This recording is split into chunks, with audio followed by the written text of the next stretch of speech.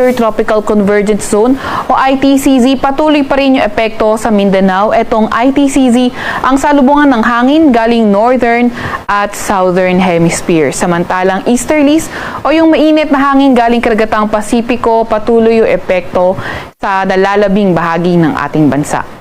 Para naman sa lagay ng panahon sa Mindanao, Eastern Visayas, pati na rin sa Palawan, asahan nga natin yung maulap na papawirin at mga kalat-kalat na pag-ulan, pagkidlat at pagkulog. Ito ay sanhi pa rin ng Intertropical Convergence Zone o ITCZ. Samantalang sa Metro Manila at nalalabing bahagi ng ating bansa, inaasahan nga natin na patuloy pa rin yung mainit at maalinsangang panahon, umaga hanggang tanghali. At pagdating ng hapon, tumataas ang mga tsansa ng mga localized thunderstorms.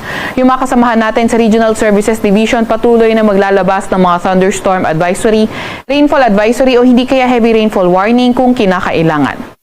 Sa kasalukuyan rin nga ay wala tayong namomonitor na low pressure area or bagyo sa loob or malapit sa ating Philippine Area of Responsibility.